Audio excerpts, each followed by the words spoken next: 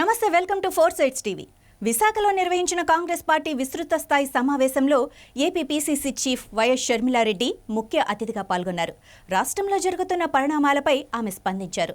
ఆంధ్రప్రదేశ్లో BJP, TDP, YCP కుమ్మక్కయ్యాయని మండిపడ్డారు. చంద్రబాబువి కనిపించే పొత్తులు, వైసీపీవి కనిపించని పొత్తులు అని షర్మిల ధ్వజమెత్తారు.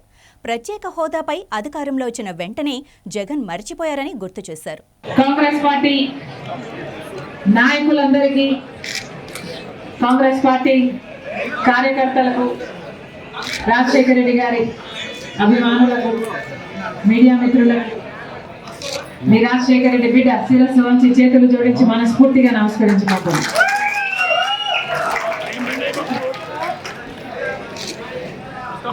ఈరోజు ఆంధ్ర రాష్ట్రంలో కుమ్మక్కు రాజకీయాలు నడుస్తున్నాయి అనడానికి వేరే నిదర్శన అవసరం లేదు.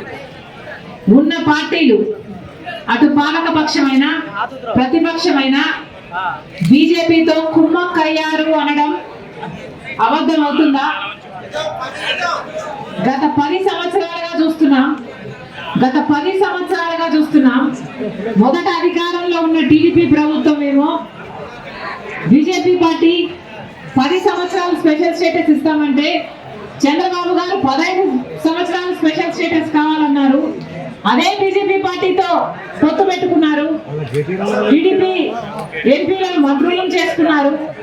తీరా చూస్తే స్పెషల్ స్టేటస్ కోసం కొట్లాడారా చంద్రబాబు గారు అని చూస్తే ఒక్కసారి కూడా బీజేపీని నిలదీసింది లేదు. ఒక్కసారైనా నిజమైన ఉద్యమం చేసింది లేదు. ఆఖరికి ఎవరైనా స్పెషల్ స్టేటస్ కోసం పోరాటం చేస్తే వాళ్ళని జైల్లో పెట్టారు, వాళ్ళ మీద కేసులు పెట్టారు చంద్రబాబు గారు.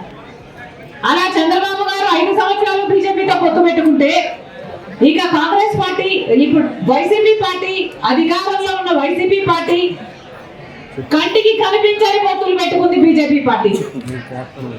కనీసం ఆయనన్నా చంద్రబాబు గారైనా ప్రజల ముందుకు వచ్చి అందరికీ కనిపించేలా ట్రాన్స్పరెంట్ గా పొత్తు పెట్టుకుంటే, వైసీపీ మాత్రం బీజేపీకి అసలు ఎవరికి కనిపించకుండానే తెర వెనకాలనే పొత్తులు పెట్టుకొని ఆంధ్ర రాష్ట్ర ప్రజలను మోసం చేసిందన్న మాట అవాస్తవం కాదు.